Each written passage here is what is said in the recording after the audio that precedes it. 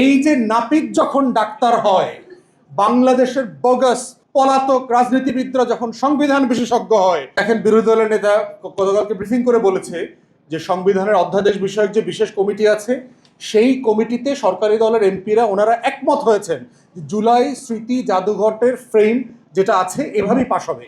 তারা সবাই একমত হয়েছেন। একমত হওয়ার পরে বিল উত্থাপিত হয়েছে। উত্থাপিত বিলে কখনো সরকারি দলের সদস্যরা ভেটো দেয় না, সংশোধনী দেয় না, কারণ ওটা ড্রাফট স্টেজে সংশোধন হয়ে আসছে।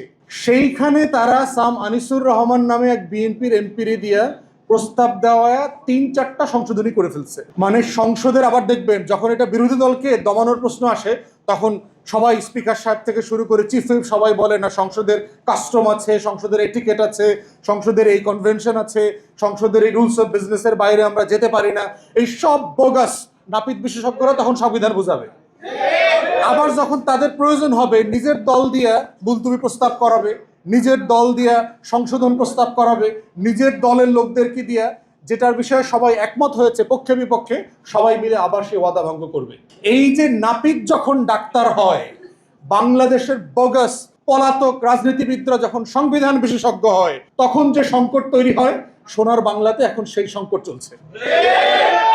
এখন আমাদের জায়গাটা কোথায়? আমাদের লড়াইয়ের জায়গাটা হচ্ছে একই লড়াই, যেই লড়াইতে মীর জাফরের বিরুদ্ধে এই দেশের বাংলাদেশের মানুষরা, এই জমিনের মানুষরা লড়াই করেছিল, যেই লড়াইতে ১৯০ বছরের ব্রিটিশ বিরোধী আন্দোলনে আমাদের মানুষরা লড়াই করেছে, যোগেন মণ্ডল থেকে শুরু করে হাবিলদার রজব আলী খান, তিতুমির, শরীয়তুল্লাহ, এই সব মানুষগুলো মিলে, নবাব সলিমুল্লাহ থেকে শুরু করে লাহোর রেজলিউশনে যারা কাজ করেছেন, মুসলিম লীগ প্রতিষ্ঠা, ঢাকা বিশ্ববিদ্যালয়ের প্রতিষ্ঠা, এই মুক্তির লড়াইয়ে কখনো কোনো দাড়ি পড়ে না।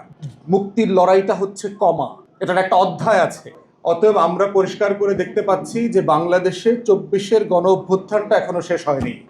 এই গণ অভ্যুত্থানটা মাঝামাঝি গিয়ে সিজফায়ারের মতো অবস্থায় আছে। যুদ্ধবিরতি হয় না, দেখছেন না ইরানে যুদ্ধবিরতি হয়েছে, ২৪-এর গণ অভ্যুত্থানটা শেষ হয় নাই। ২৪-এর গণ অভ্যুত্থানে এখন যুদ্ধবিরতি চলছে।